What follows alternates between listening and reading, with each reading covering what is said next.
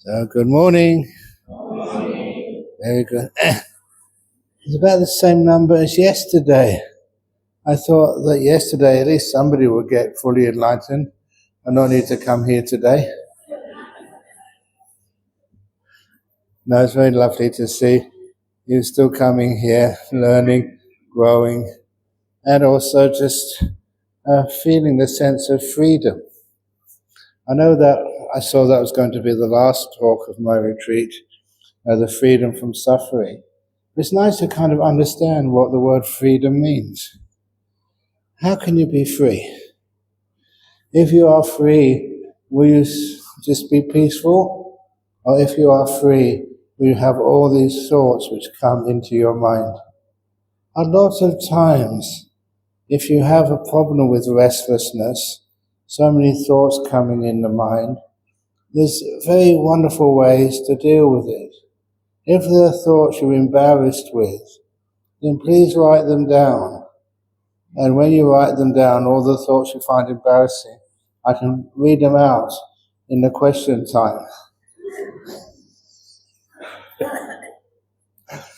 No, of course I would never do that. I don't want to embarrass you. You know, sometimes one of the methods of overcome those distracting thoughts is actually to go with them. Don't stop them, don't hinder them, don't feel embarrassed about them, just to be with them. When you're with them, number one, you're being mindful. You're aware of what's happening in your mind. And after a while, usually what will happen is you kind of get embarrassed about them yourself. Why am I wasting my time on a retreat like this when I could be feeling some stillness and some peace? And those wandering thoughts are basically totally useless and totally crazy. I remember one sort of wandering thought which I had years and years ago was after I was finishing the O-levels and A-levels. You know, the examinations you had to do in the UK, to go to university. And I remember finishing my O-levels, actually not finishing them yet. I wanted to go out into the local park to play soccer. I was quite good at soccer. But my parents and my teachers said, don't waste your time playing soccer. Instead, do your homework, go to school, read the books, study, and if you pass your O-levels, then you do well in life. I remember them saying that, and I kind of believed them, as you do when you're young. And so I gave up playing soccer. What a mistake that was. These days, soccer players can make millions of dollars. It's a really good career if you're good at it. So anyway, I believed them, so I gave up playing soccer and instead did my homework. You know what happened? I did really well. And they thought, oh, well done. I said, I can have my happiness now because you promised once you've done your O-levels, then you can be happy. But no. They said, no, you've got some more work to do. The next work was doing A-levels. And at that time, please excuse me, but this is the truth, I wasn't chasing a soccer ball anymore. I was chasing girls. And my family and teachers, don't go to too many parties. Stay at home, do your homework. And then if you pass your A-levels, wow, that's really good. Then you get to good universities. And that was my mistake. I did really well. And so you got the opportunity to go to a place like Cambridge University. It's kind of big time. And that's when I started listening to people. I was becoming more intelligent, more experienced. And so when some of my relations and friends said, wow, going to Cambridge University, you do well there, and you will be so happy for the rest of your life. But at that time, I started getting what you may call to be suspicious. Just because they said that, you go to these universities and then you'll be happy. I tended not to believe it. Because I saw other people, older than I was, who've gone to university, have got their degrees and got their PhDs. Only later on did I hear what PhD means. What does it mean? Anybody here who's got a PhD? Don't be embarrassed. It means permanent head damage.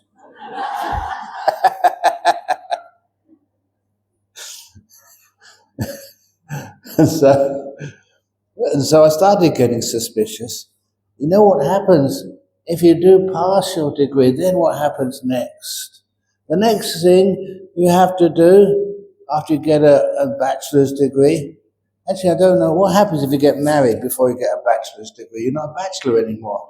That means you can't get one. You usually do a master's. That's a bit weird, isn't it? A master's is just for men. So if you're a female who gets, an MA, it must mean a mistress degree. I don't think that's very attractive to have a mistress degree. So I don't know why they keep calling them masters. And then I saw the people who were doing masters, doing postgraduate work. Were they really happy? A lot of them were still looking to get a job somewhere. They get a job somewhere because they needed a place to stay. They needed sort of a car. And then, they're getting a car, they're getting a place to rent. And it costs a lot of money. So they had to work really hard, sometimes 2 jobs or sometimes a night job which paid a lot. And then what happened next? Then some of my friends who are older than I was fell in love. Once they fell in love, they looked to get married. But to get married, now you're certainly starting to make trouble for yourself. You have to look after 2 people and get a bigger house and dress up properly. And then, you manage to somehow balance your books and maybe get enough money coming in. But then your wife has a child. Oh my goodness, now you're in trouble. They're really expensive. Sorry, I do tell funny stories every now and again. This was a funny story about the woman who became pregnant.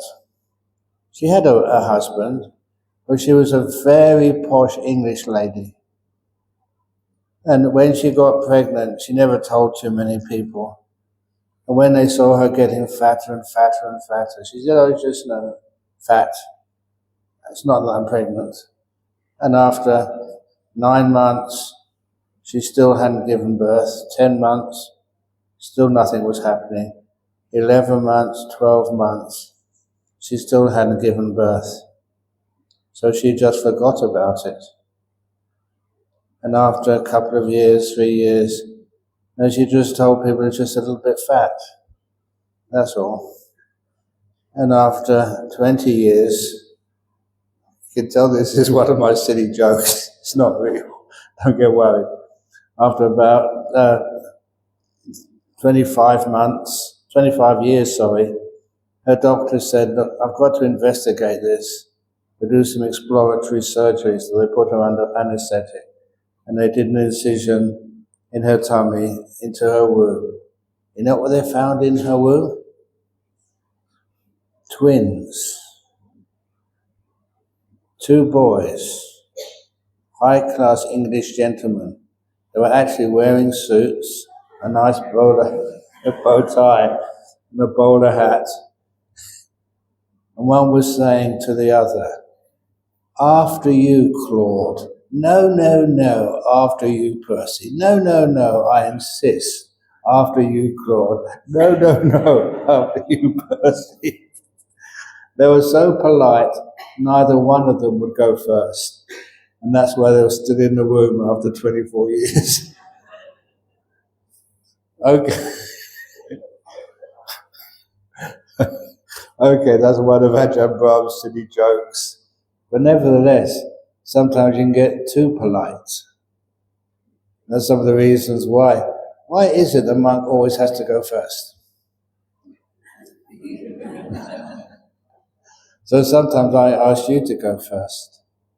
I did that once over in Perth with poor old Ajahn, who was his name? Ajahn. He was my second monk for many years. And it was on that special Thai holiday called Songkran, the Thai New Year. Most people know that as a water festival. That's when you're allowed to throw water at anybody, even monks. So after doing this ceremony in our main hall in Perth, and I was leading the Sangha out, because I was a senior monk. As I was leading the Sangha out, I was polite. I asked Ajahn Dhamma, "Oh, you go first, I've got something to do." And he went out first, and then whack! a big load of water, and he was soaked. And honestly, I didn't do that on purpose. I never knew it was for me. I just came up slowly. He never let me forget that. But it's nice to be polite and let other people come out first as well sometimes. Sometimes if I ask you to go out first, I'm not up to something mischievous. It's just that sometimes you like to allow other people to go first if they're in a hurry or they need to go to the toilet or what they need to do. So because of that, it's great not to let me go into the toilet first, because otherwise I might stay in there for half an hour going, "Wow, look at that. That's amazing." So anyway, what was I talking about? I don't know. But nevertheless, it's nice to be able to have this happiness in the meditation. And even when the meditation doesn't go well, for whatever reason, doesn't go well, what are you talking about? I did mention yesterday, and I wanted to bring it up this morning, that first meditation teacher which taught me always would say there is no such thing as a bad meditation.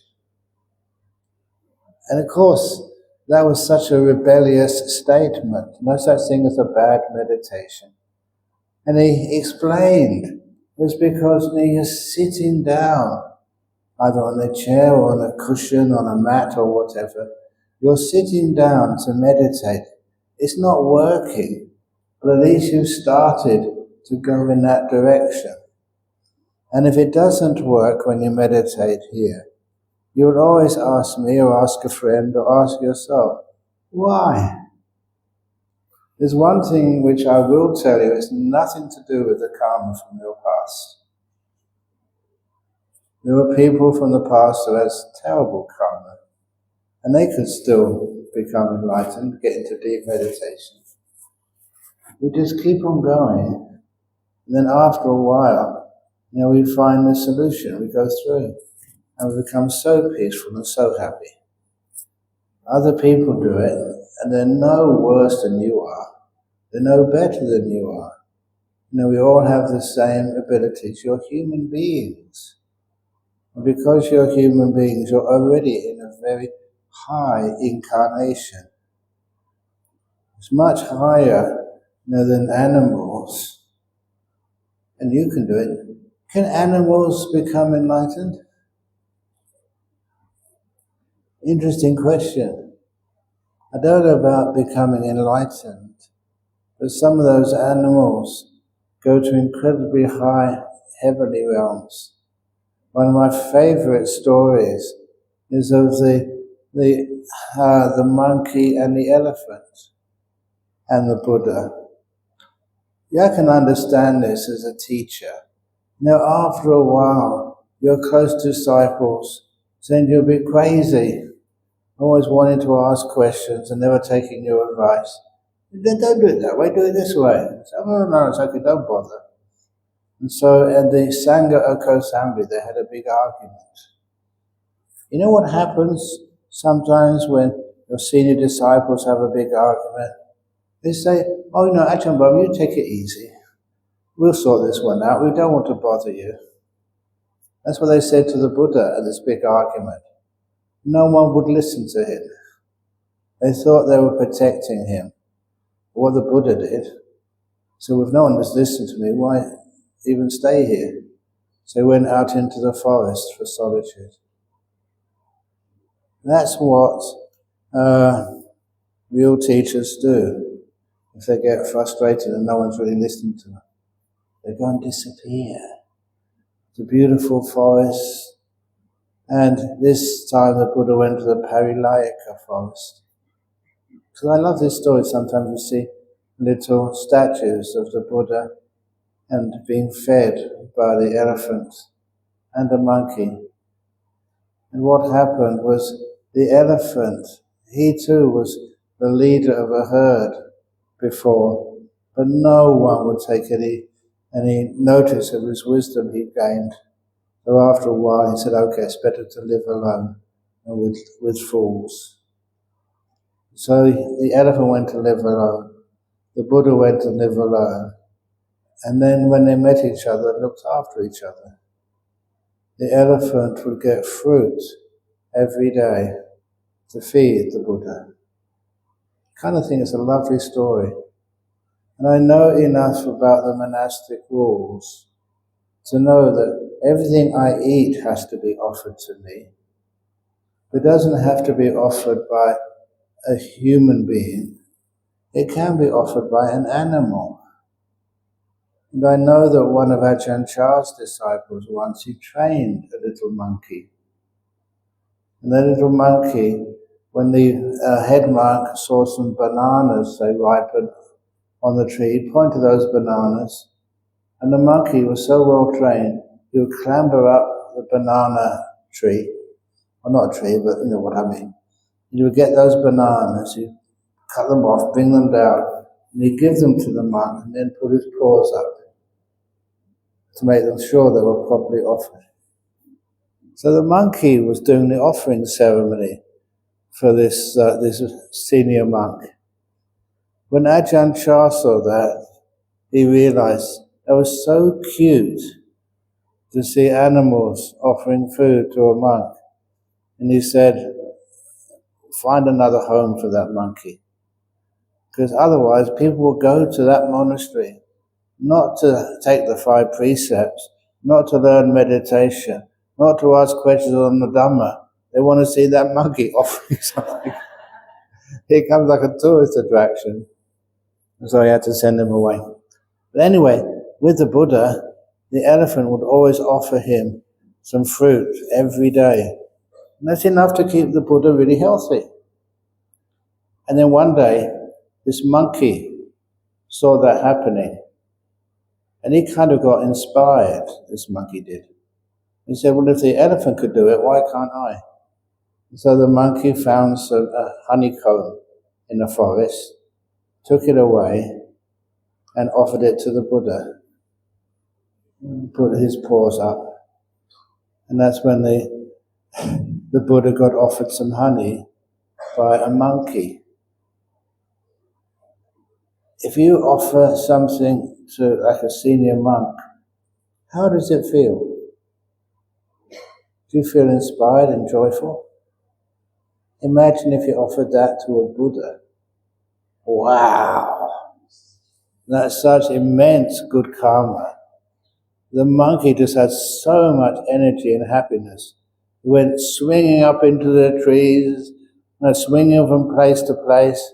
He just offered some food to the Buddha. And what happened to that monkey? He was so excited he missed a branch and fell down and died. Don't worry. The karma he had, the state of mind he had, he was immediately reborn into the, which one was it? In the Tawatingsa realm. Tawatingsa? Yeah, Tawatingsa realm. Immediate rebirth into a great heaven realm. His mind attracted him there. So that was a happy ending. What happened to the elephant? The elephant kept on offering things to the Buddha.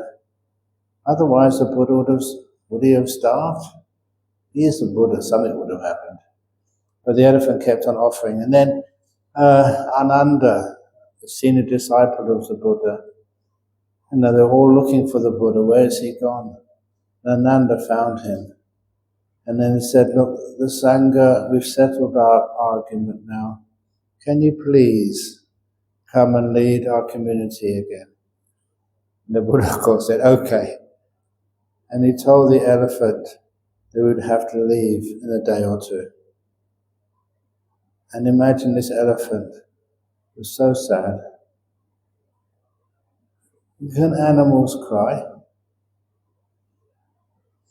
Have you heard that story which made the title of the Opening the Door of Your Heart story in the German edition, which is still a bestseller over there in Germany? They called that book Die Kuh die weinte, the cow that cried. And the story behind that was told to me by one of the prisoners at Karnat Prison Farm. They called it Karnat Prison Farm because someone had the idea of retraining all the people who've done terrible crimes to at least have a job somewhere. And the job they thought would be great for them would be farmers. And in this prison farm, usually the animals look after themselves. But if they needed meat for the prison population, it was the prisoners who became the slaughterers in the slaughterhouse. And they told me this was a job they had to fight for. It was prized. And so one day, this guy asked for a special interview. And when I met him, he was from Northern Ireland. He was big, had lots of scars, different from the other guy, lots of scars, and spoke with a thick Northern Irish accent. And he said to me, he said, I need to tell you. And please excuse me, he was swearing all the time. This is God's own swear word truth. And he said he was first stabbed when he was 7 years old. He said at school, the primary school, one of the elder children came right up to him and told him, I want the money you have for lunch. They had to bring their own money for the lunch money. And this boy, the only 7, said, no! And the bigger boy never asked twice, just took out a knife and stabbed him in the arm. And he said of the shock and the pain, the shock was more than the pain. So immediately he ran out of the school to his house, only close by. His father, out of work, said, Daddy, Daddy, I've been stabbed. And what did the father do? The father took this boy into the kitchen, took out a knife. He never even wiped the blood off his son's arm. He took out a knife and gave it to the son and said, stab the boy back. He said, that's how I grew up. That's how I was taught. I've been in jail so many times. And also, he told me he'd murdered a few people in his lifetime so far. And now in Perth, in Australia, because in those days in Belfast, there was always lots and lots and lots of violence. He was a big guy, that's why he survived. But he said he became, in the prison, the prized job of being the head slaughterer. Whatever animal they needed, they'd go into the slaughterhouse and he'd be the one who shot, that didn't have knives. They shot the animal with a stun gun. And he described how at that time they needed more cows, more beef. So this time, as the animals were led in, once they got close to the slaughterhouse, he said every animal, no matter what it was, knew what was going to happen.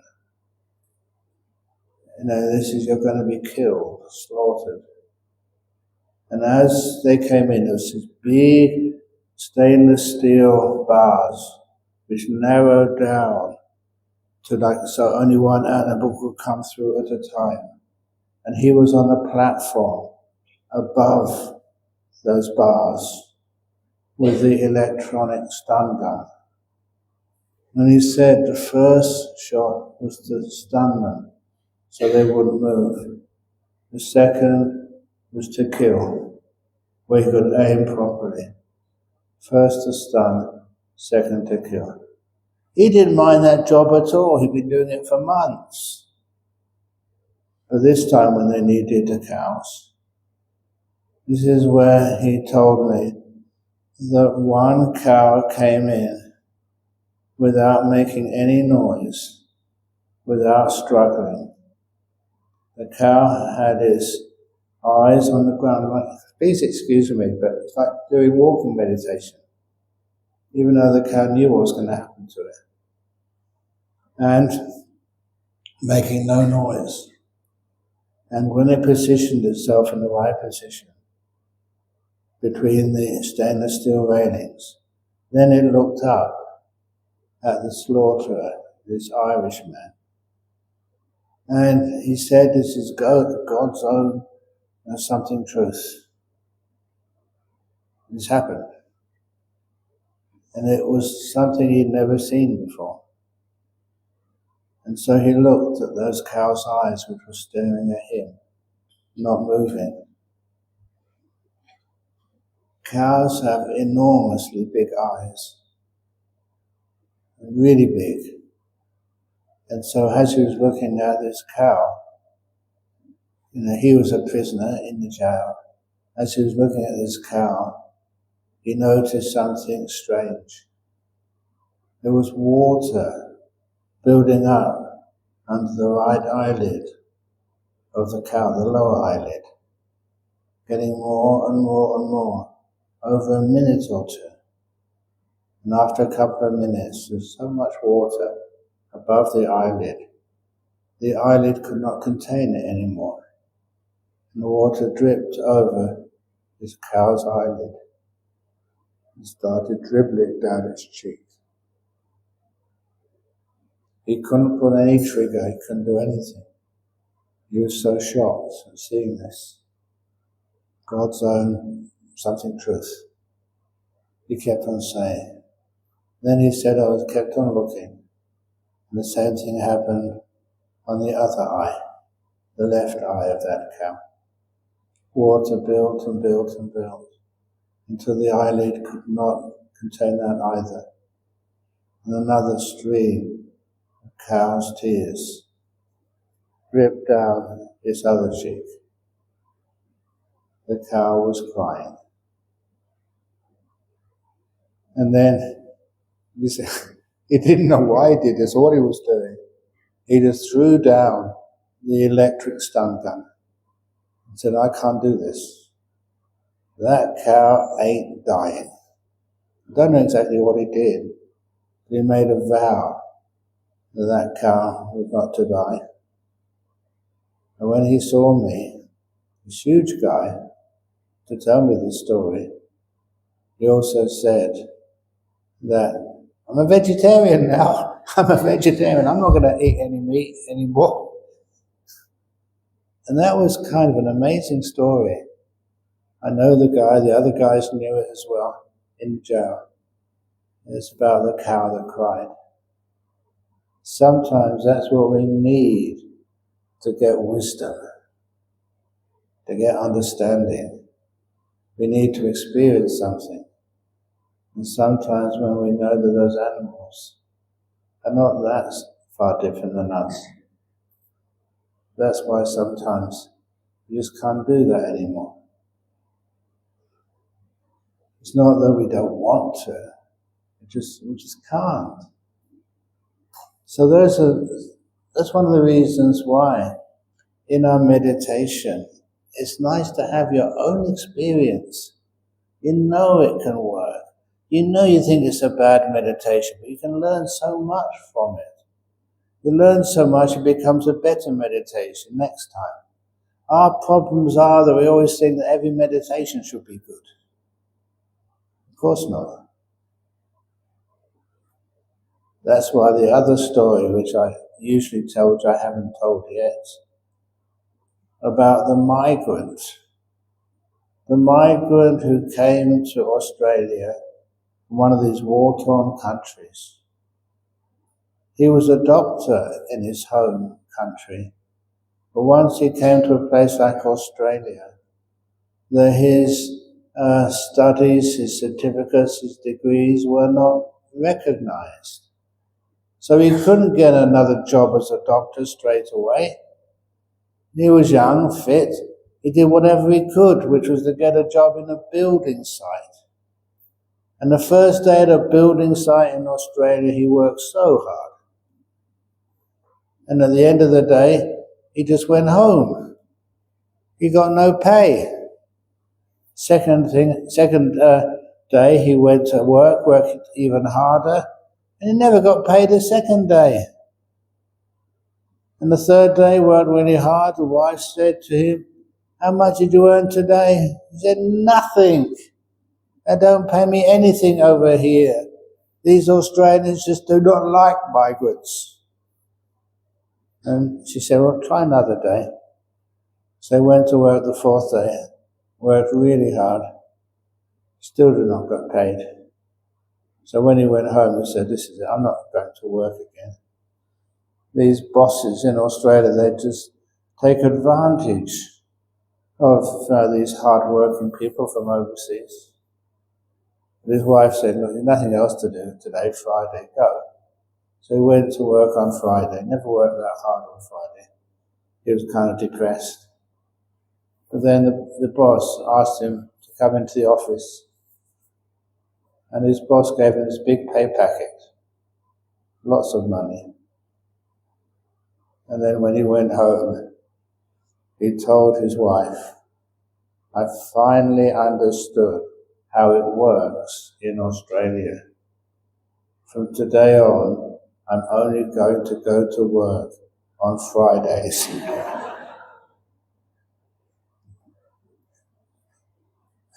Payday. Sometimes we always think we want every meditation to be like payday. But you can't have payday every day. You've got to build up your credit. Sometimes you think, oh, it's a bad meditation. It's not. You're building up the credit. You're learning just what meditation is and how to let go, how to be peaceful, and how to be able to get the mind to be so still you don't worry about anything at all in the whole wide world. And that's when payday comes. And so that's one of the reasons why please never be impatient. Please wait for payday.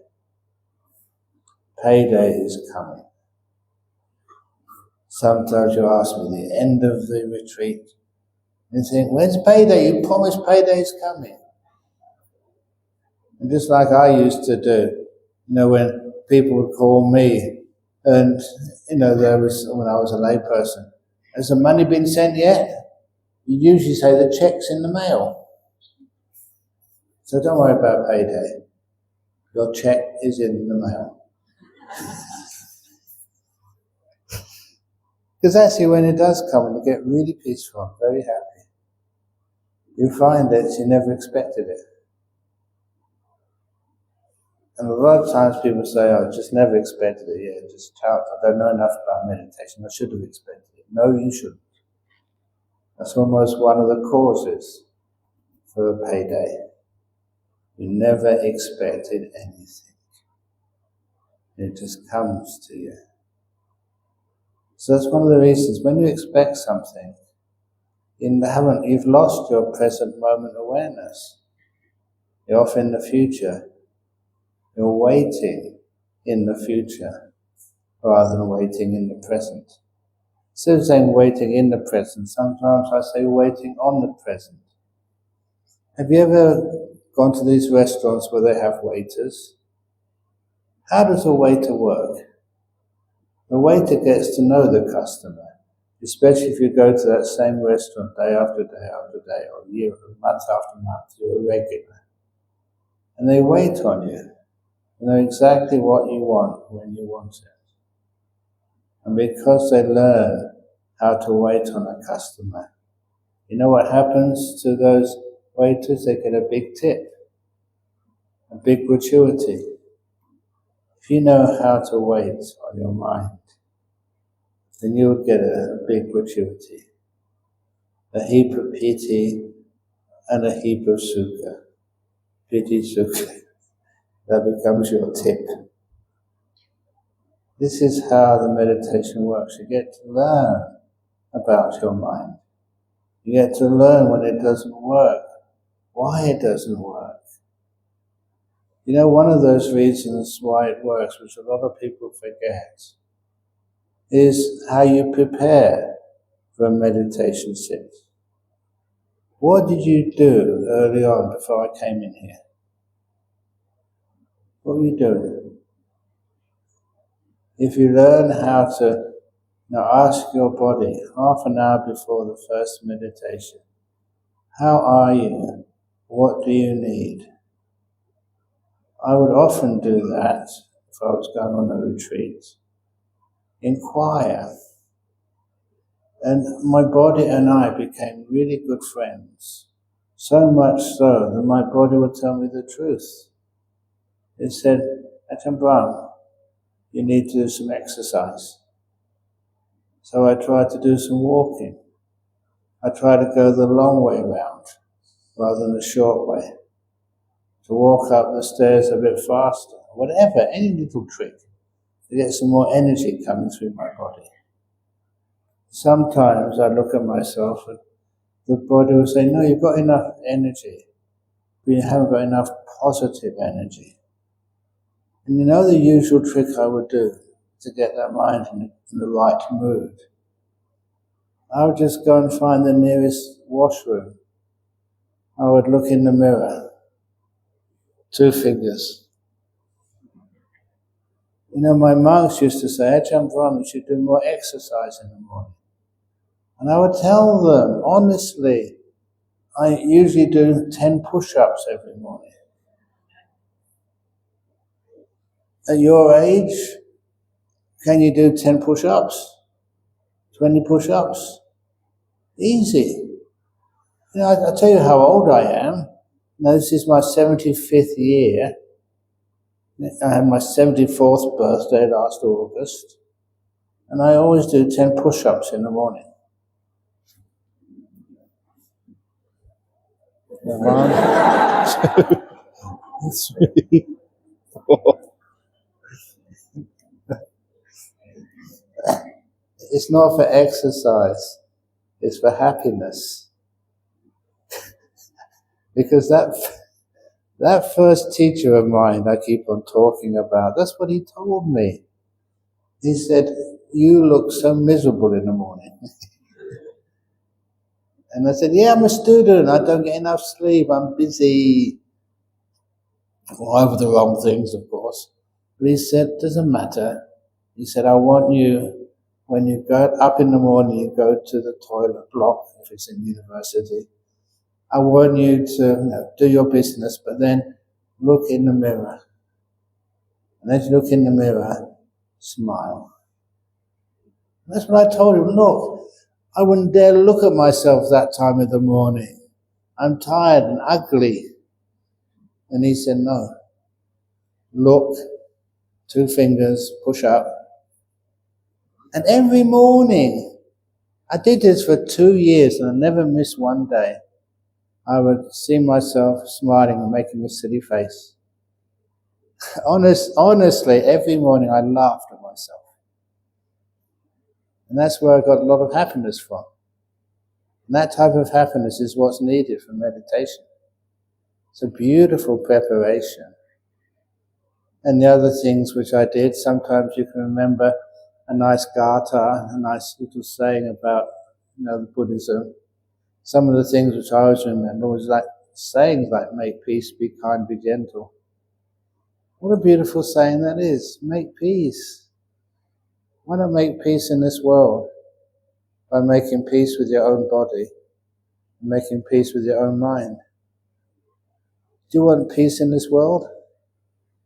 Where do wars and arguments start from? From you, from me, from human beings who don't have any peace. So if you make peace inside yourself, be kind inside yourself and be gentle. My goodness, it's a great way of making peace in the world. Now, sometimes you do go to conferences with other religions, with other leaders, and sometimes the other monks say, what are you doing that for, Ajahn Brahm? That's really dangerous going to, if I argue and I convince other people, I get in trouble, I get assassinated or something. As I said yesterday, it's one of the reasons why in Buddhist temples we insist when you come inside the temple you don't wear any shoes.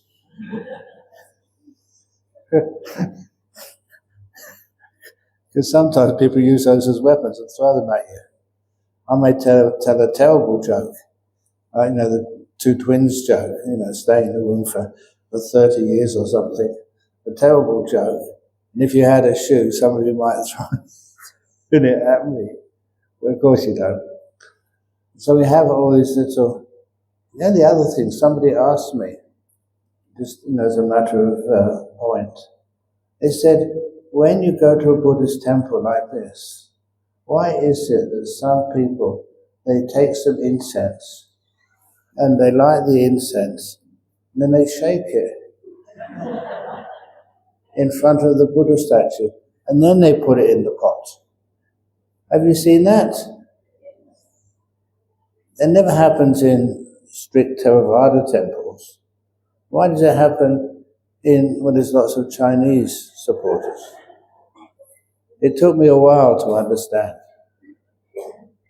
Because what happens, the first time you ever go to a Buddhist temple, it's usually with an older member of your family, usually your grandma. Was it your grandma was the first person who took you to the temple? If it was, when they take the incense, they shake it because they have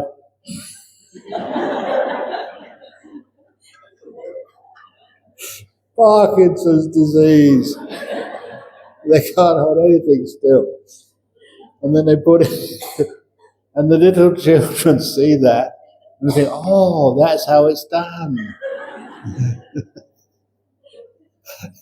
You don't have to shake anything. You just make a little adhitthana, or know what you're doing, and then put it in.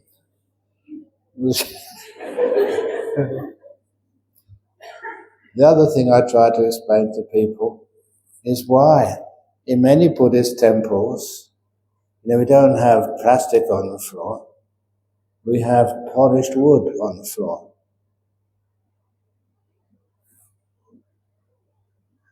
That's a lot of work, polishing wood. We have a wooden floor in some of our halls over in Perth. We never need to polish it. You know why? We ask people to sit on that floor with no cushion, just to sit in their usual clothes. And you find that so many people don't know how to sit still. They're always...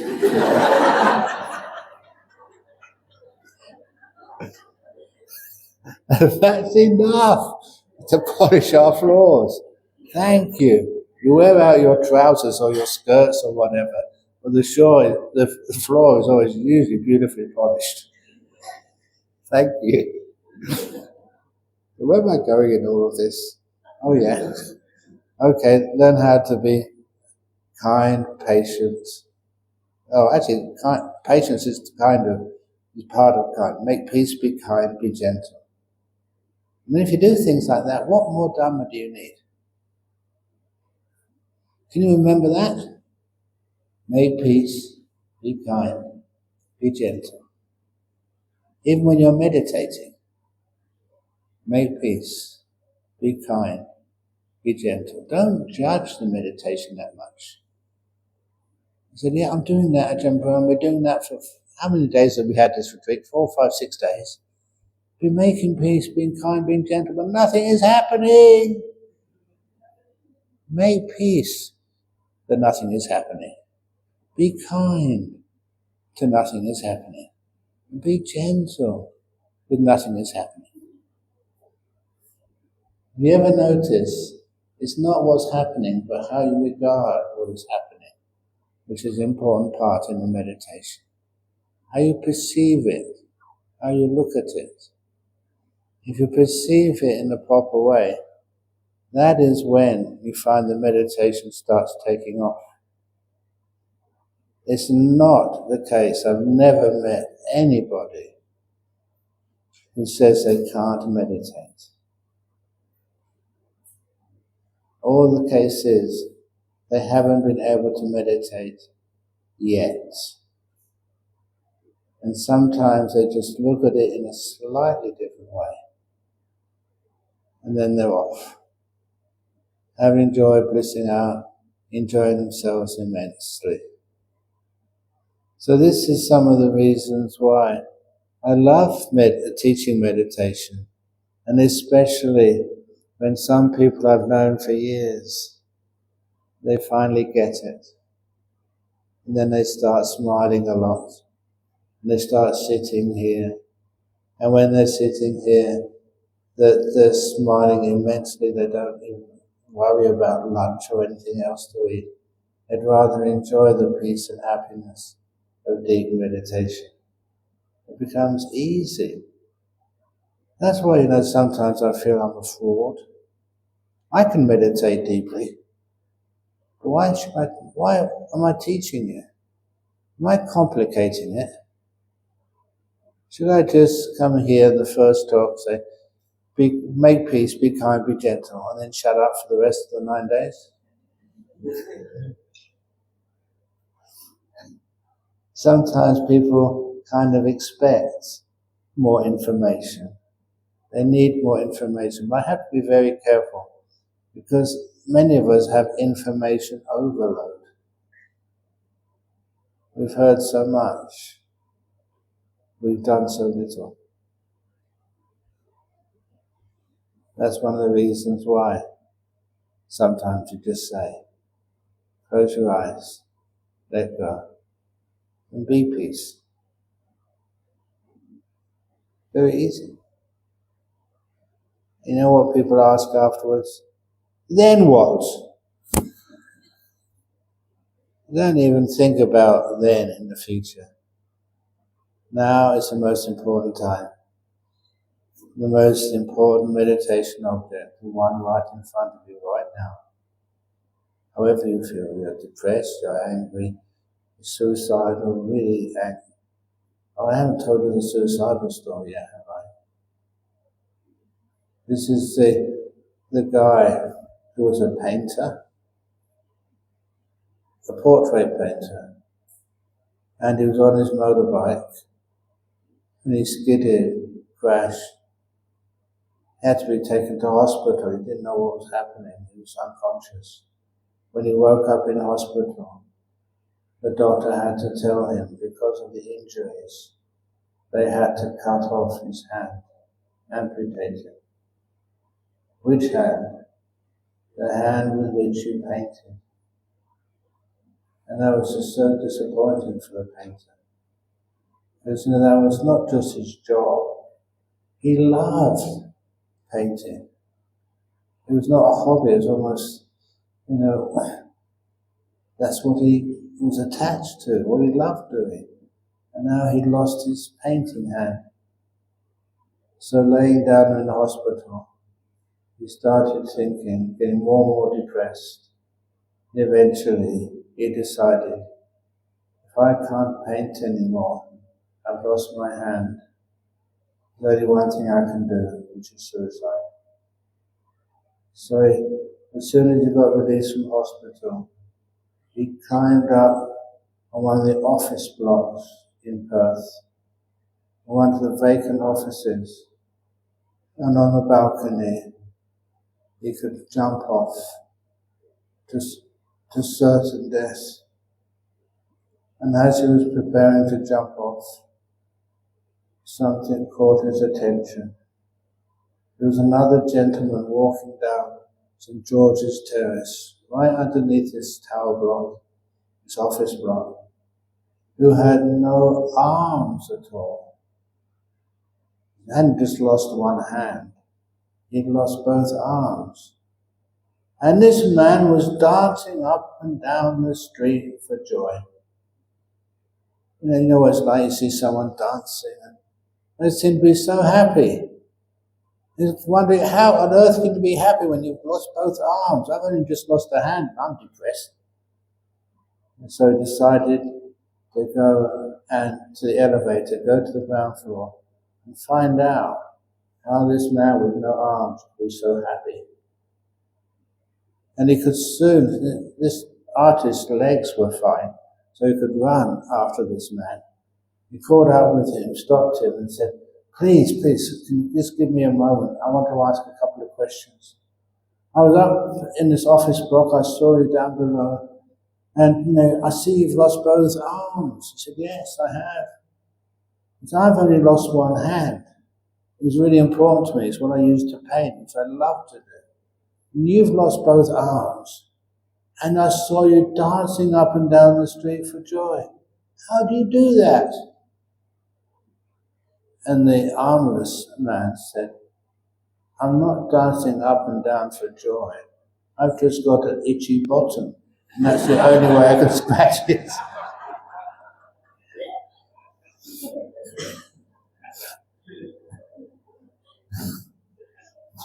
Sorry about that silly joke. Can I do another one as well?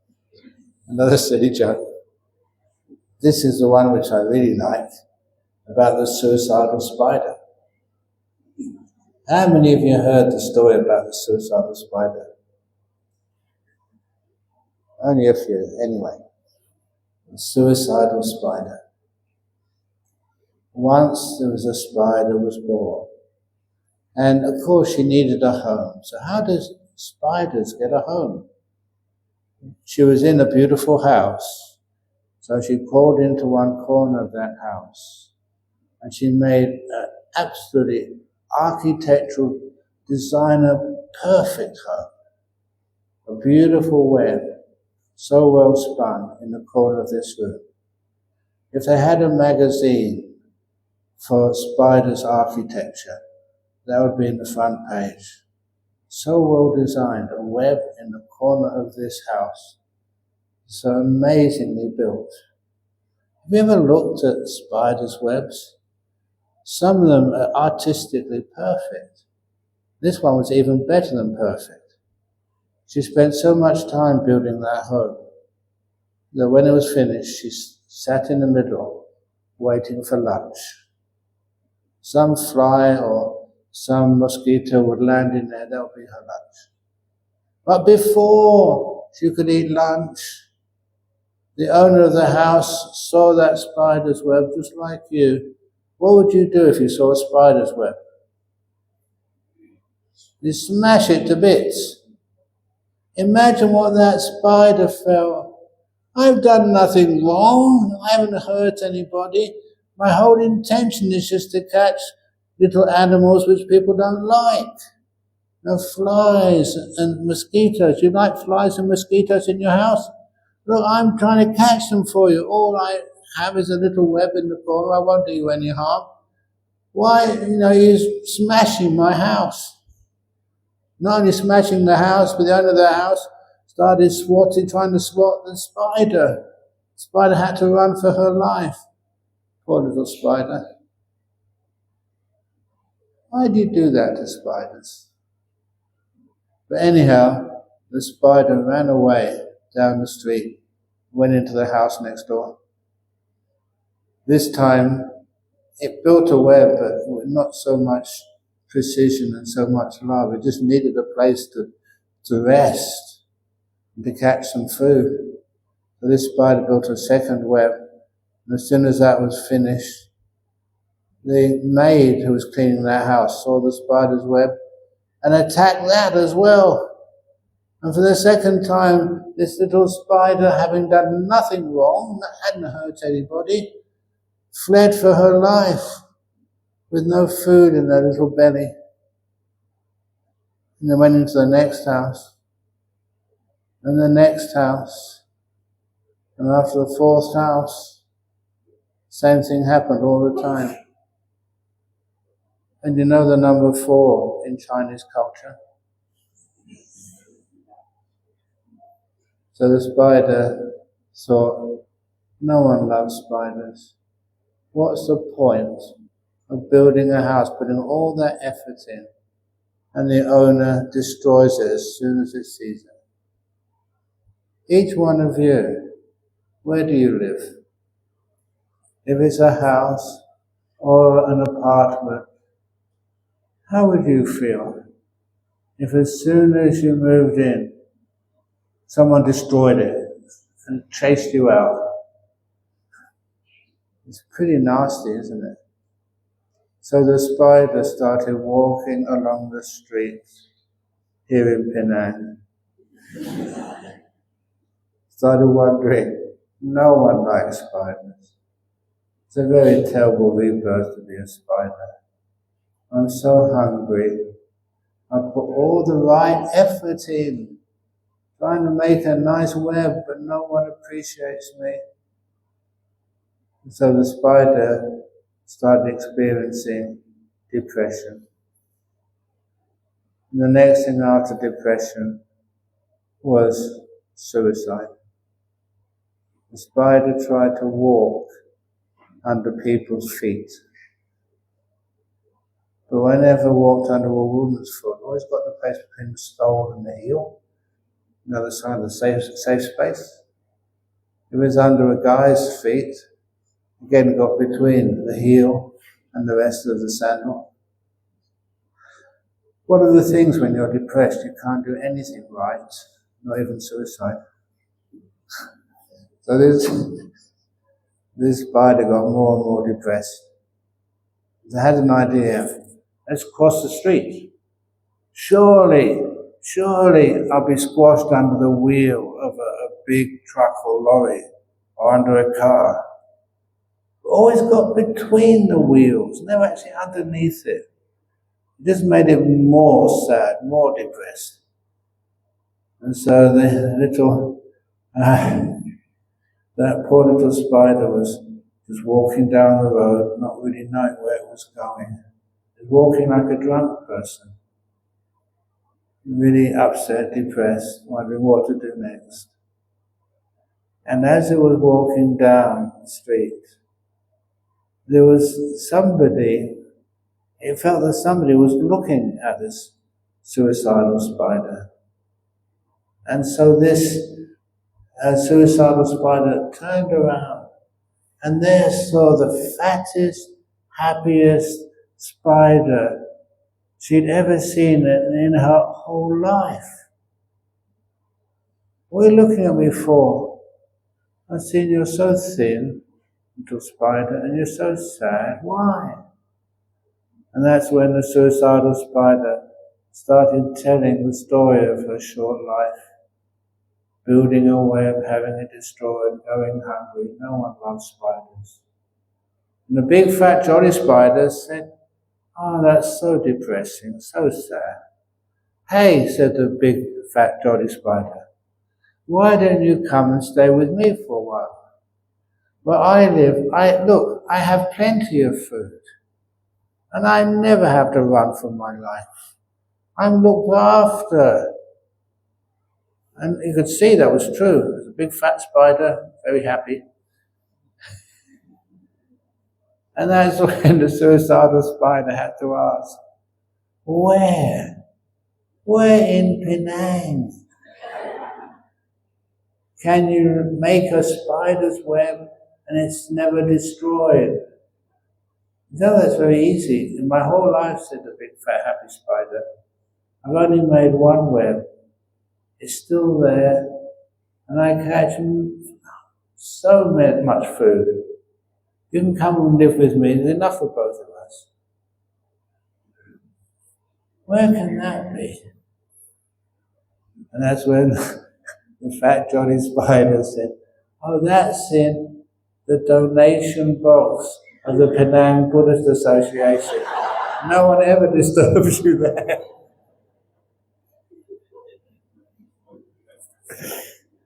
Is that true? The people who run Penang Buddhist Association. You can have so many spiders in that box. I remember just telling that story at Katina days and other days to get some more donations for the temple. Isn't it more fun when you say it as a story like that than just asking for donations? And it works. Look at how fat and jolly I am. And our donation boxes in Perth, they've got plenty of spiders. You always take a few more. No one ever disturbs you there. Anyway, where's I going with this? I'm not quite sure. But anyway, when you have some humour and fun, and I mention this on purpose, the meditation is so much easier. You get inspired, you get energized. And if that's not working when you start meditating, and you start being able to watch the breath, and then it's not sort of any sort of energy in the meditation. I've often taught you to do that. You just pause, stop watching the breath for a moment, only for a couple of moments, and start to feel, focus on your mouth. I'm being serious now. Focus on your mouth and check if the corners of your mouth are being turned up, or they're horizontal, or they're turned down. And just as an act of choice, act of will, turn the corners of your mouth upwards. Make a fake smile. You don't have to do a real one, it becomes real soon by itself. Start with a fake smile. I'm serious. And then you find your mind becomes a tiny bit happier. When it becomes a tiny bit happier, you find the meditation goes much more smoothly. When it goes more smoothly, the smile becomes natural. And as you become smoother, you realize that what you were missing was that little bit of joy to start the process of happiness going. The meditation is an extremely happy process. But sometimes, just like to start a fire, you need a match just to ignite a piece of paper so that fire can start. And you can make that yourself. And now, in these days, when people come for interviews, they say they just had a lovely meditation. Honestly, I don't just look at or listen to your words. I look at your face. It really was a good meditation. You got a big, stupid smile on your face. It's created that happiness for you. And then if it really is a deep meditation, a real deep one, that's when the smile gets extensive. I remember going to somebody else's retreat years ago. And I saw this guy who I knew. How's your retreat going? He said. I said. And he said, I'm not that good. I said, why? He said, well, I can only get into the first jhana, I can't get into the second, he said. And I looked at him and said, who's been teaching you what jhana is? If you'd even get into a first jhana, you'd be beaming all over your face. You'd be jumping up and down for joy. You don't know what jhanas are. If you experience a jhana, you're blissed out for hours, sometimes days. And that's there for you. That's a free gift on Ajahn Brahm's retreats. Follow the instructions, and it's there for you. Okay? Excellent. Okay, now I'll do a couple of questions. I'm supposed to.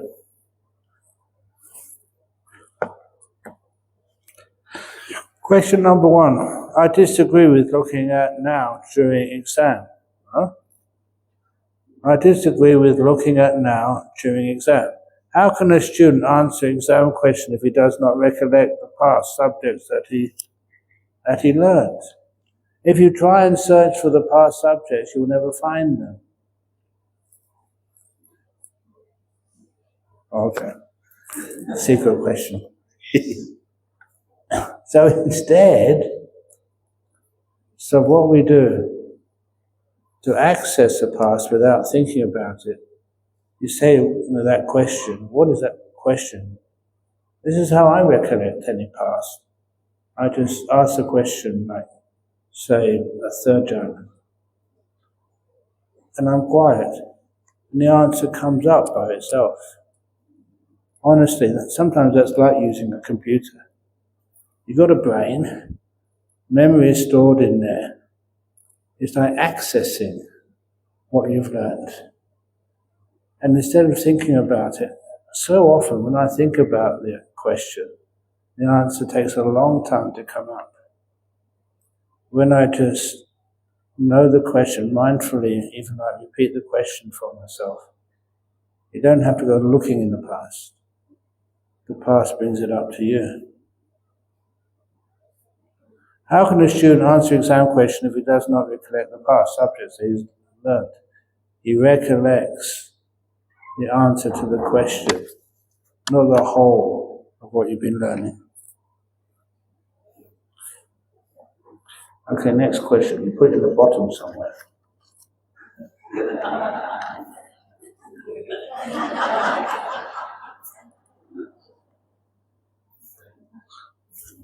Here it is. Good morning, Ajahn Brahm. In this retreat, we learned the basic method of meditation. Can Ajahn do a live demo on the basic method of walking meditation? Years ago, I introduced in Mahindarama Temple one evening a live demonstration of kangaroo walking meditation. And if I remember correctly, it's actually you actually videoed it. I was just going to do it to let people see. And as soon as I got up and started, the video cameras came out, click, and you put it online. You still got it. Okay, so anybody who wants to see a live demo of walking meditation, kangaroo style, you have it on a big screen. Wow, okay. You can go over there and you'll see in a few minutes. What is noble silence? Why we practice noble silence during the retreat? My version of noble silence, and I explain why we do it, is that when I do a meditation, I never ring a gong or a bell afterwards. But I thought that some people are getting deep in meditation. I sometimes recall what happened, would you think, if the Buddha meditating under the Bodhi tree is getting very still and suddenly, boom! We would have no Buddha. So to me, noble silence is no bell silence. That's really noble. No bell. And sometimes people who meditate without being under the control of the bell, some of them actually do win the Nobel Peace Prize. Please excuse me, but I always make fun of things. But one of the reasons we have noble silence, really the noble silence refers to what happens in the second jhana. The mind doesn't move, it's totally still. So much silence is stillness. They say that's a noble stillness, the noble silence. However, many people don't understand that. They just say it's just silence during the retreat, making sure that you don't speak or make much noise. And sometimes the people complain. Why is it that when you're meditating, somebody opens the door, closes the door, and makes some noise? Can't we fix that up? Yes, of course you can. Sometimes you can look at your own sound you make. It just takes that little bit more mindfulness and awareness to get up quietly, to be able to open the door slowly and close it slowly. And I often say, even burglars can go into people's houses and leave without any sound. And now, aren't you more advanced than a burglar? Why do people make so much noise? And sometimes it's wonderful when you are quiet enough to be able to come in and go out without making any noise at all. People don't hear you come in. They don't hear you go out. And so the very least, you learn the amazing skill when you come on a retreat, which will qualify you for working for the Malaysian Secret Service. You become an excellent spy. That's a good second job for a monk. Sometimes people look at me and they say, Ajahn Brahm, you go overseas, many, many different countries, and you come back with lots of donations.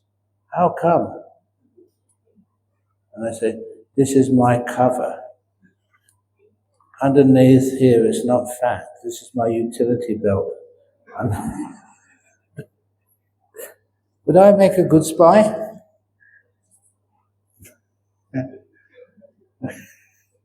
If I get interrogated, what would I do? I just tell funny stories and make people laugh. Would that work? Okay. But I'm not, I'm just a good monk. Ajahn, good boy. Oh, sorry. No, Ajahn, good day.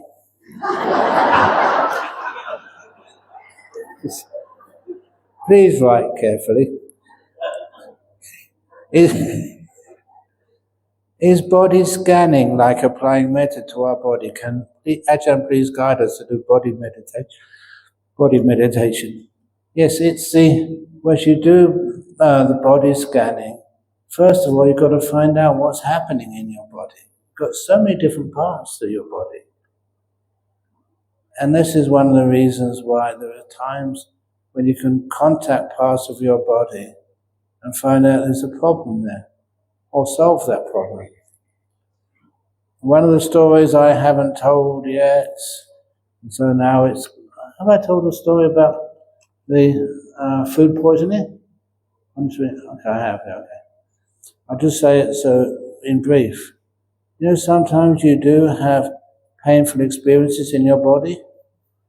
The one which I had some years ago in Perth.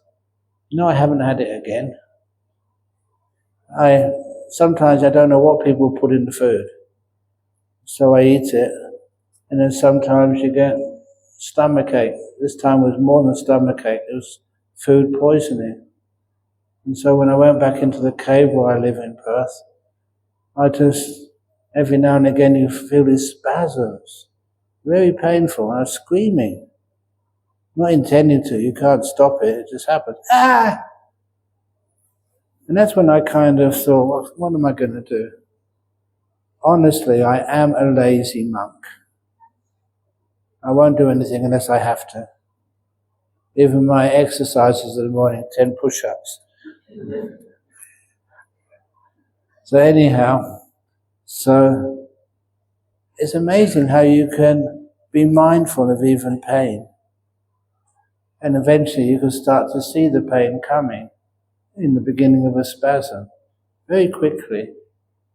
And be kind to it. Let it be. Stop overreacting.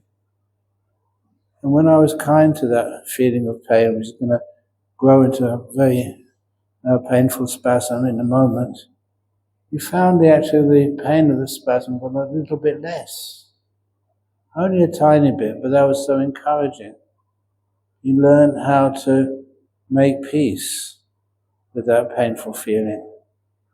And it was fantastic. Half an hour is all it took. Until the last spasm was so weak that no more spasms came up. And I was kind of surprised by this, because I never took any water or medicines or any medication. You just let it be and relax totally with it. Relax totally. And that's what you learn in your meditation. Never to overreact or hardly react at all. And then it allowed, I don't know how, all of that food poisoning to kind of disappear. The poison must still be in my digestive system. Nothing came out at the other end, for another 6 or 7 hours. What had happened was that I was at peace, and the feeling of pain had vanished. I kind of always like investigating that part of meditation, when with the body awareness, understanding your body, you can let go of feelings of aches and pains. And also, you can learn how to put energy into places which really need it. If it's places which really need it, that could be, as I often say for women who have breast cancer, that part of the breast which has got a cancer coming in, or any other place of your body which really needs a bit of assistance. Visualize it, feel it, don't be afraid of it. Put all your mind in there, creating huge energy sources inside. And then the disease or the cancer vanish. How to overcome the wandering mind and drowsiness during meditation. Don't overcome it. If you've been trying to overcome it all this time, just be with it. I mentioned at the very beginning, be with your wandering mind. After a while you get bored of it. Where does it wander to? What does it give you? What does it do for you?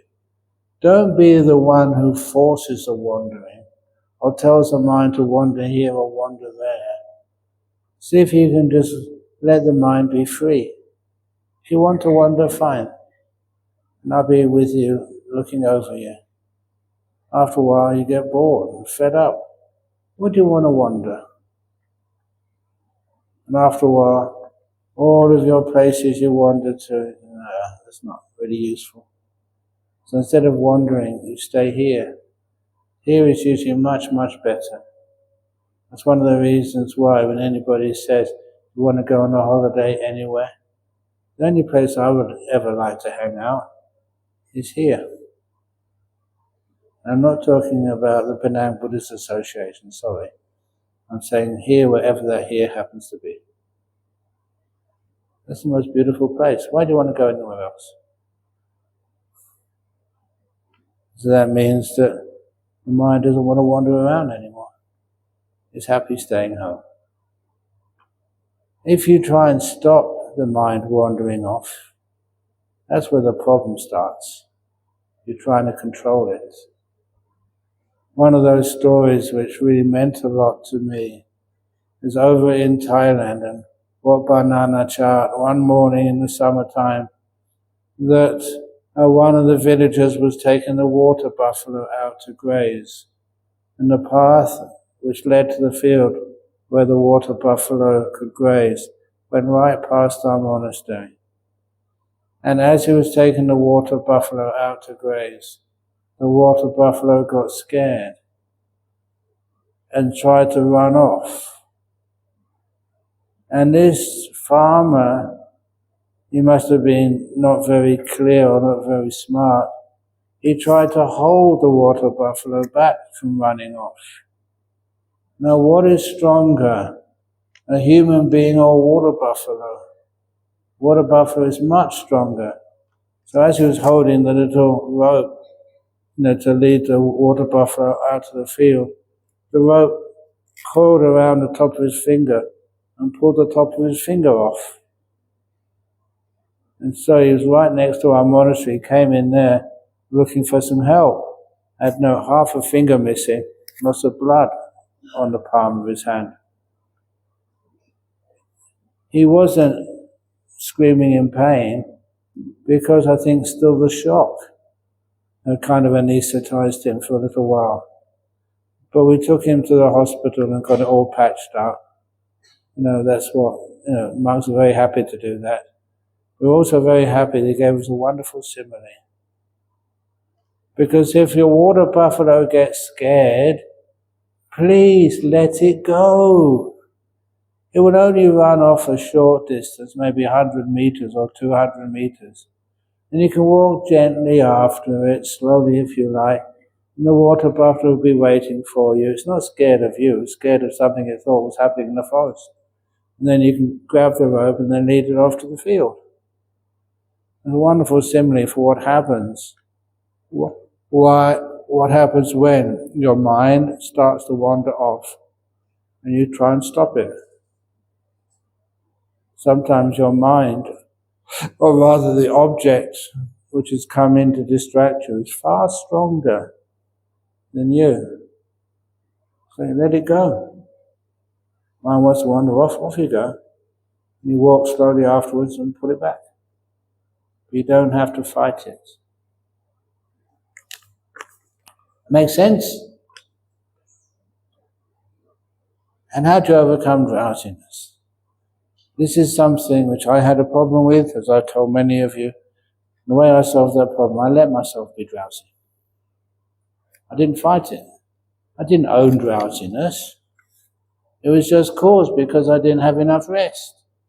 Or I woke up early in the morning, or there was other disturbances. I was not getting sufficient hours of sleep.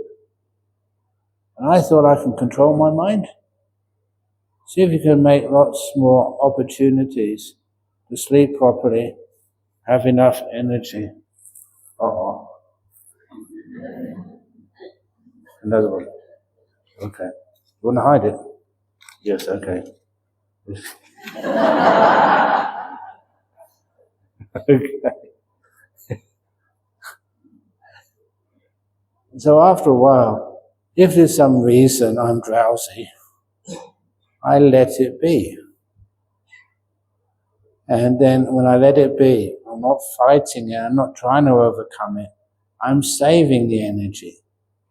And then what happens, like when I'm meditating, I might start off feeling drowsy, and I know what I feel like. I'm drowsy. I don't fight it. And I just watch my body. And it's a weird thing, but it's a wonderful thing to witness. Your body then straightens up by itself. The first times that started to happen, I kind of noticed, I never did that.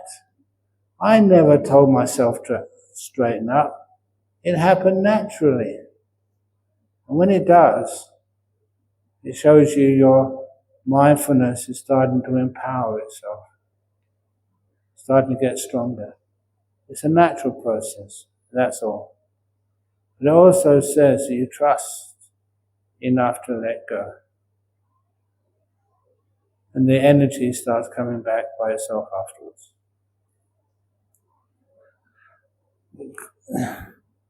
Good morning, Ajahn Brahm. I have a wish I'd like to share with you. Could you give us a guided meditation before the end of this retreat? Please. Should I? That's in the program anyway. I've got no choice. Yes, one's going to happen on Saturday. Is that correct? No. Sunday. Close enough. Sunday. It's Monday morning, a guided metta meditation. My goodness, I've got 3 questions here. I'm feeling rather down and hopeless. Where will my nimitta appear during this lifetime or the retreat? I appreciate your comments, Ajahn. If you want to maybe see if you can, I don't know if I should say this, hasten it a little bit. The next time you meditate, you close your eyes. Imagine a light in the mind. Imagine that someone's holding a flashlight right in front of you. Just imagine it. And see if you can use your imagination when you're imagining that flashlight in front of you. Make it really bright. Stop thinking, just notice that light of the flashlight. Very beautiful, like a star. Just imagine it. And keep that imagination going. And then, if you keep it going long enough, it will turn naturally into a nimitta. You know what that's called? Kasina meditation. Have you heard that before? To try that at this stage of the retreat, that might work for you. You've been meditating for a few days. I know there's one gentleman over in Perth who did that with a blue light. And for him, he was kind of a strange character, because when he started that, he was on a train and he was seeing this advertising sign. It had a particular shade of blue on that sign. And to him it looked so attractive, it drew him in. And he was watching that sign for a long time. And he realized he had, some connections, probably previous life, of doing these nimittas with a light blue color. I don't usually encourage that because most people don't have any success at all. But if you've been wanting to see a nimitta, close your eyes and imagine one. Imagine one, and see if you can be still enough to maintain that image in the mind for long enough for it to transform into a real one. I'll be interested to see if you can do that, because most people try and never succeed. But who knows? Letting go and renouncement, is it letting go and renouncement, is it a result after many practice, or if it is something we do, thereon, active process to get there? Once, one of the first time I did real letting go, kind of strange, but I had a toothache over those first weeks over in that time, what America, what they called it, it's Nana Cha these days. And it was such a bad toothache, there's no way I could sleep, I could not meditate. If I meditated, it was sort of pounding pain in my jaw. And there was no medication. I went to the medicine cabinet in the monastery, a big cross on it. I didn't realize that cross meant there was nothing inside. It looked like a medicine cabinet, but no medicines. And no medicines to take. I didn't know any gathas or magic chants. I did try some chanting. I had to stop pretty quickly, because I was so desperate. I was shouting the chants, waking everybody up. And doing walking meditation, I was running meditation. I was kind of desperate. That's what heavy pain does to you. I was very pleased that I tried everything I knew to overcome that pain and nothing worked. No way I could sleep. I couldn't even meditate. Such a young monk. So I remember what Ajahn Chah kept saying. There are some occasions you can't go forward, you can't go back, you can't stand still. All your options are gone. And so at that point, I remembered, let it be, or let go. And I'd heard that word many times, just as you've heard those words many times. That's the first time I did it and it worked. And that kind of, again, shocked me, blew my mind. I didn't expect it to work so easily and so fast. One moment I had a pain in my mouth which was terrible to endure. The next moment I just felt bliss. The pain had vanished immediately. It didn't slowly go, it just went. It was replaced by this wonderful sense of bliss. It's kind of unbelievable. So I went into my hut and just crossed my legs and started meditating. Easy. And then eventually when the meditation was over, I lay down, slept for an hour or two. Not that long. And then when I came out of sleep, I had a sore mouth. Toothache hadn't totally gone. It had just gone for such a long time. I could meditate and be at peace. And when it came back, it was just very slight. That was one of the first time I let go. If you do it properly, you really let go. It's kind of unbelievable. Does that make sense to you? Did I describe it accurately enough?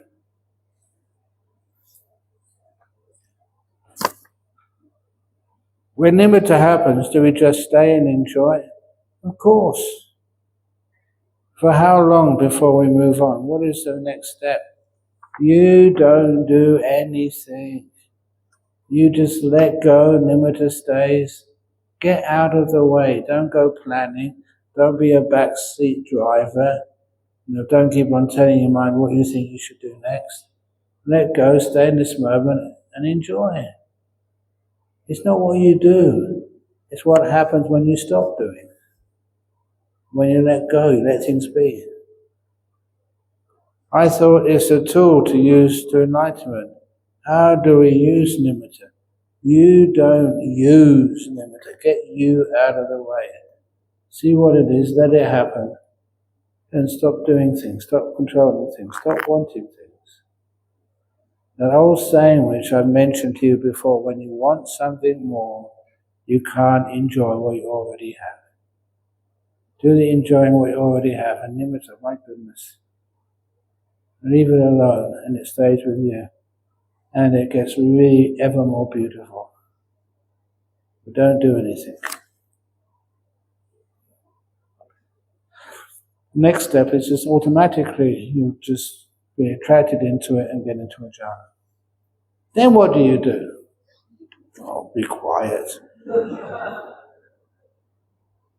How to let go of wanting when there is wanting or expectation from people around us, such as parents, spouse, and boss, while making peace and remaining in harmony with them.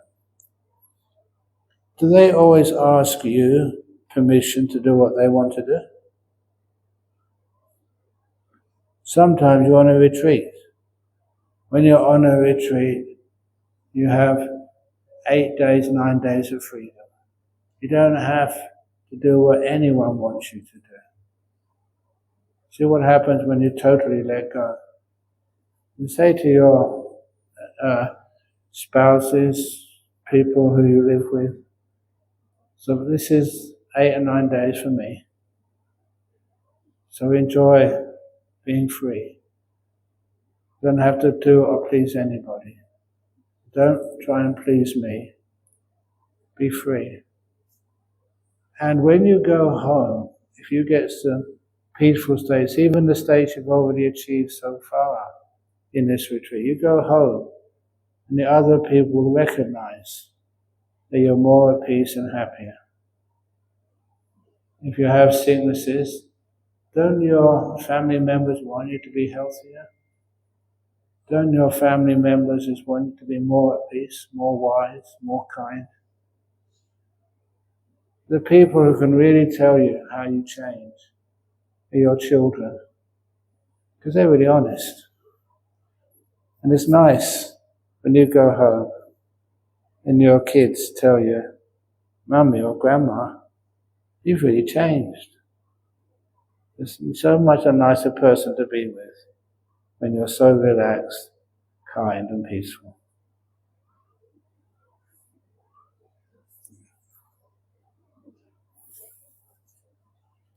Got 2 more minutes. I'm not going to finish these questions.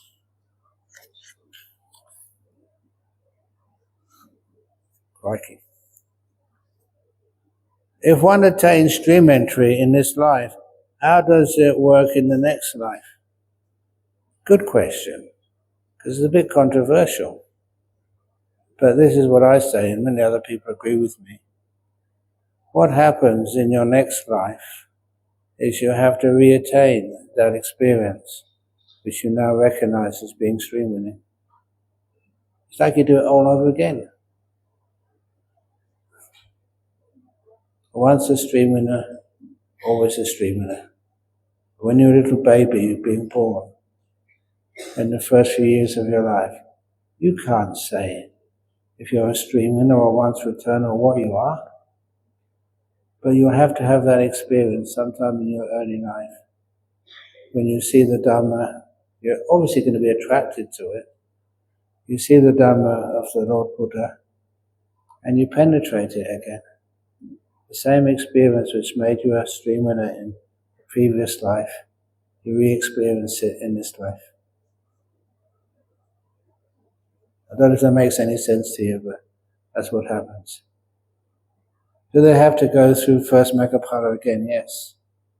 Is this what is happening in the case of spontaneous awakenings, such as like Eckhart Tolle or Ramana Maharshi? I don't know enough about those two to know whether they really are stream winners or not. Because one of the things which you see as a stream winner, you know there's no more self inside of anyone. You've seen through that. You know the 5 khandhas, especially the 5th khandha of consciousness is not a thing which keeps on getting reborn. It's a stream of consciousness. But that's another subject. Ajahn, is it possible to get into jhana without a light nimitta? Yes. Can metta meditation get us into a jhana? Yes. How? I've only got 1 minute left before I'm supposed to start some interviews. It can be done through a metta meditation. A metta meditation gives you a lot of joy and happiness. And then after a while, that creates a metta nimitta. When I do metta meditation, I metta to all sorts of beings. I usually start with one being, and then with other beings, and then with many beings. And then I take away the object of metta meditation towards an animal, a being, or some life form, and then do it what I call disembodied metta. It's what actually metta is, without going towards a specific entity. And then when I do that, it always turns into a beautiful nimitta. To me, it's always usually gold, beautiful shade of gold. Sometimes white. Those are only 2 lights which I've ever got using metta meditation to begin with. And from that beautiful light, that does easily turn into a jhana.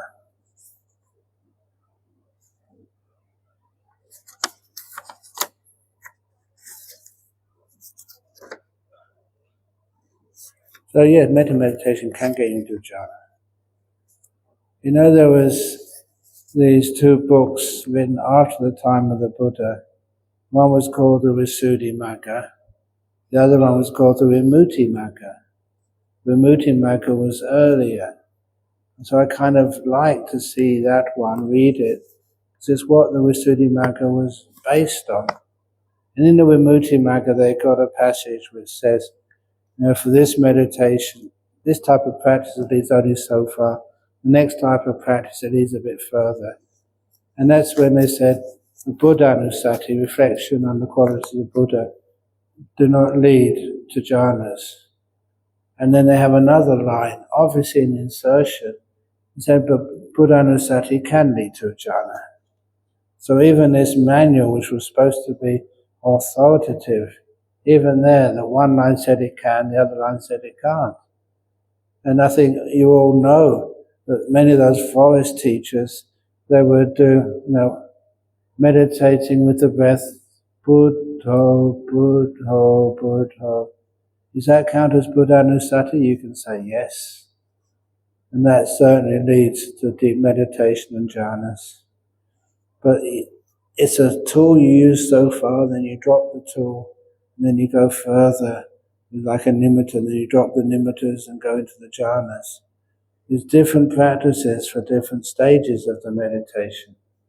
So when you say, is it possible to get to jhana without a light nimitta? You can't be with a light nimitta in jhana. The light nimitta takes you so far, and then you drop the light nimitta, or dive into the light nimitta, and it disappears, and then you experience the jhana. That's kind of how it works. But nearly everything you can use, like sniffing meditation. Can you use sniffing meditation to get into a jhana? I just saw you sniffing in the back. Answer, yes. You use that as your first little object, and then you learn how to go right into the center of that sniffing, really in the center, not be afraid of it. And then after a while the sniffing disappears. And then when you're right deep inside of it, you might even see a nimitta. And then from that nimitta go very strongly, your body disappears, you don't even know if you're sniffing or not, usually you're not. And then you get into a jhana. It all started because you focused on sniffing. So can sniffing take you into a jhana? It can be one of the causes at the beginning. Then you go deeper. That's the same with metta. Did I explain that clearly enough? No one's responding. It means you didn't understand it. But anyhow, it's past 10 o'clock now. So there's many more questions in here. Oh my goodness. So please, next time you answer a question, don't put it in the bottom. Which path is the supreme? Bodhisattva to Buddha, Arahatship. Why? Your understanding. What is the supreme path? I don't know who put this in here, but because it was put in the middle or the bottom, it has to wait till later to get answered. That makes sense? We had enough? Really? No more questions? Ever? Okay, well thank you. We'll do these other ones later. Thank you for listening. Sadhu, sadhu, sadhu. Excellent.